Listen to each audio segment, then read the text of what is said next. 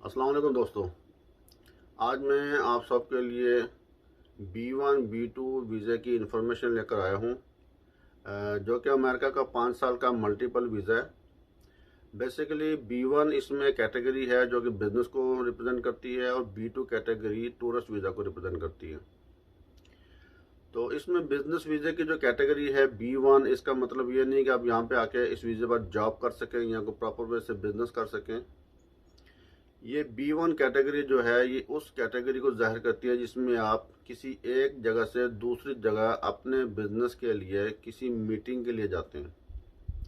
For example, अगर आपकी अपनी कोई कंपनी है और अमेरिका की किसी कंपनी से आपकी कोई डील हो रही है और उसमें आपने कोई बातचीत करनी है, कोई आपकी उसमें डीलिंग होनी है जिसकी कोई आपने मीटिंग तय की हुई है, तो उस मीटिंग का मुकम्मल एजेंडा आपके पास होना चाहिए, मुकम्मल डिटेल्स होनी चाहिए, किस कंपनी से आपकी डील है, कौन सी स्टेट और कौन से शहर में आपने जाना है और कब जाना है, और किस होटल में मीटिंग है, किस जगह पर ये मीटिंग हो रही है आपकी, और किस टाइम पर ये मीटिंग है। इसकी मुकम्मल डिटेल, आपकी किस पर्सन के साथ बातचीत होनी है, मुकम्मल डिटेल के साथ ये आपके पास पेपर वर्क होना चाहिए। दूसरे नंबर पे ये होता है कि B1 कैटेगरी में कॉन्फ्रेंस भी आती है, यानी कि फॉर एग्जांपल, अगर आप किसी इंटरनेशनल कॉन्फ्रेंस को अपनी कंपनी के बिहाफ पर, बेशक आप खुद कंपनी के मालिक हैं या किसी कंपनी को पाकिस्तान में, इंडिया में या किसी भी मुल्क में आप रिप्रेजेंट करते हैं, या किसी कंपनी की तरफ से आप जाना चाह रहे हैं उस कॉन्फ्रेंस में, तो उसमें आप B1 कैटेगरी को यूज़ करते हुए जाकर कॉन्फ्रेंस अटेंड कर सकते हैं।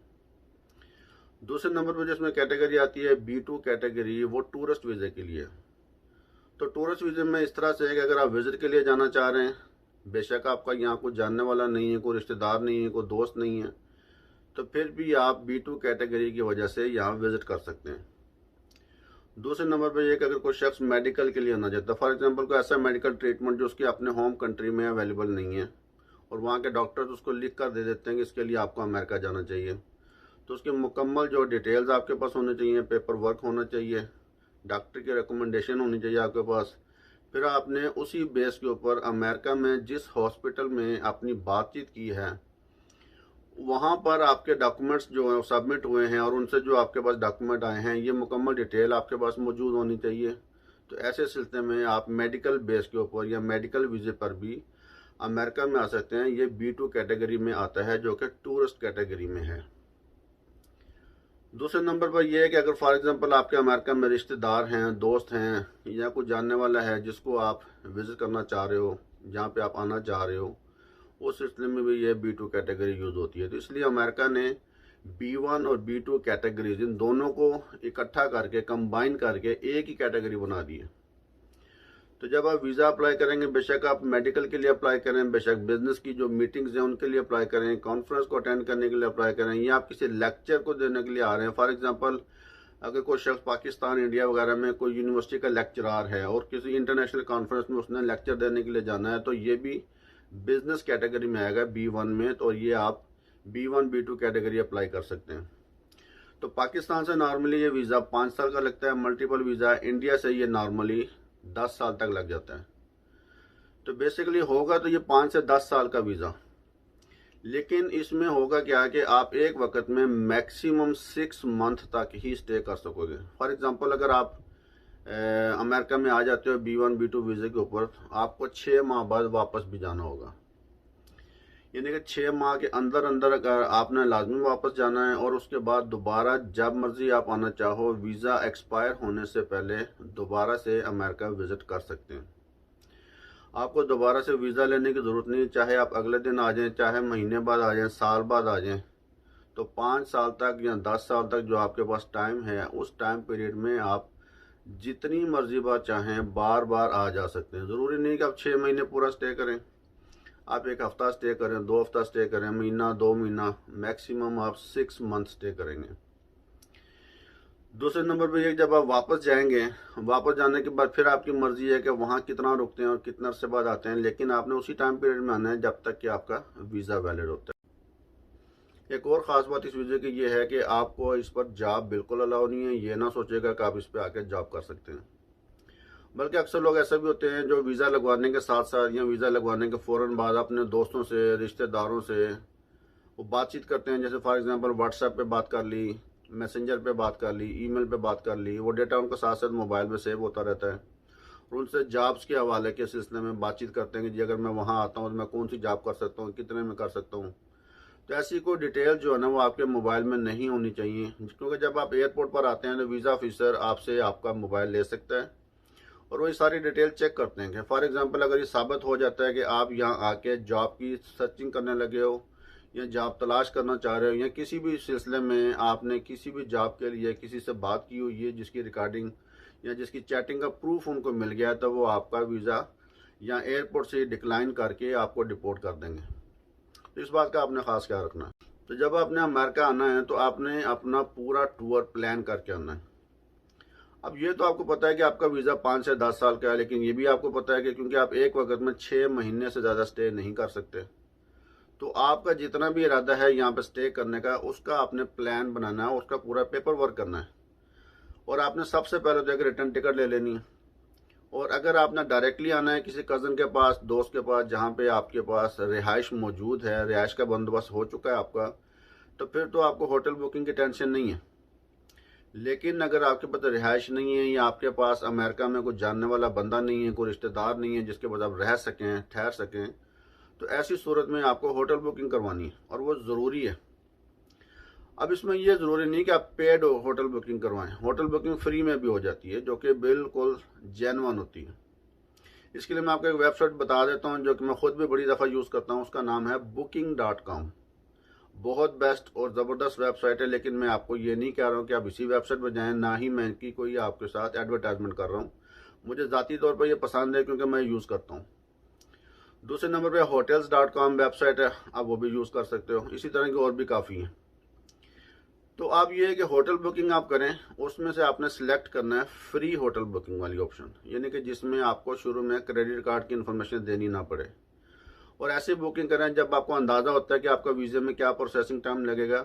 एप्लीकेशन जो है ना ये आप गूगल से चेक कर सकते हैं कि अप्रॉक्सीमेटली कितना टाइम लेगी। नॉर्मली जो है ये 2 से 6 महीने का टाइम बताते हैं, लेकिन साल तक लगा देते हैं। तो ऐसी सूरत में आपने अंदाजे से होटल बुकिंग करनी है। बेशक आप 2 महीने बाद की कर लें, 3 महीने बाद की कर लें, 6 महीने बाद की कर लें। उसमें क्या होगा कि जब आपका वीज़ा अगर पहले लग जाता है तो होटल बुकिंग चेंज करवा के आप पीछे ले आएँ।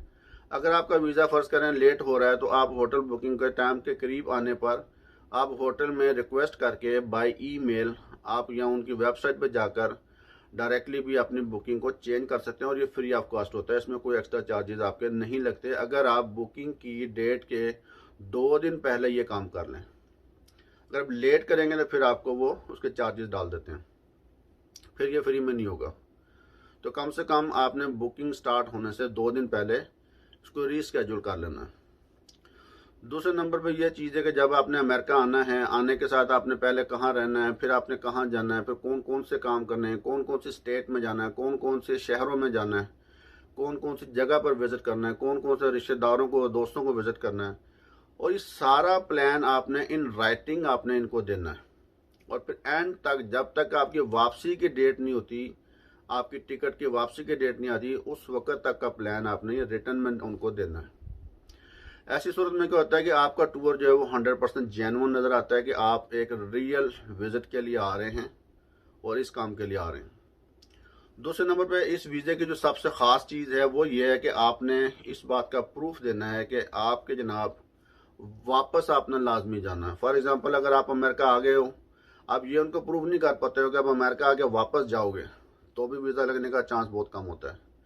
लेकिन आपने प्रूव करना है अपनी होम कंट्री की तरफ आपने रिटर्न होना है, जिसको हम कहते हैं ties to your home countries, कि आपके अपने मुल्क के साथ कि आपने इतना स्ट्रॉन्ग अपने टाइज शो करनी है, इतने स्ट्रॉन्ग आपने वो क्या कहते हैं रिश्ते शो करने हैं, कोई ऐसी चीज़ शो करनी है कि मुझे वापस जाना ज़रूरी है। यानी ऐसा ताल्लुक़ शो करना है कि मेरा वापस जाना बहुत ज़रूरी है। फॉर एग्जांपल अगर आपका कोई बिज़नेस है वहाँ पे, तो आपने शो करना जी मेरा ये बिज़नेस है और मेरे बगैर ये चल नहीं सकता, मुझे इसको हैंडल करना ज़रूरी है। या मैं अपनी तालीम मुकम्मल कर रहा हूँ और मैं अपनी तालीम अपनी दरमियान में तालीम को छोड़ के नहीं आ सकता, यहाँ रह नहीं सकता, मेरी वहाँ फैमिली है। अगर कोई बाल बच्चेदार बंदा है, शादीशुदा बंदा है, तो वो शो कर सकता है जी मैं ऑलरेडी मैरिड हूँ, मेरे बच्चे हैं, फैमिली है, मैं तुमको नहीं छोड़ के आ सकता। तो या अपने मैं पेरेंट्स के साथ रहता हूँ, अगर मैं अनमैरिड हूँ तो मैं अपने पेरेंट्स के साथ रहता हूँ, बहन भाइयों के साथ रहता हूँ, मैं अपनी फैमिली को नहीं छोड़ सकता। तो ऐसी सूरत में साहब आपने थोड़ा बहुत इन राइटिंग एक पेपर का बनाकर ये भी साथ लगा देना कि ये वो वजह है जिसकी वजह से मुझे वापस आना ज़रूरी है।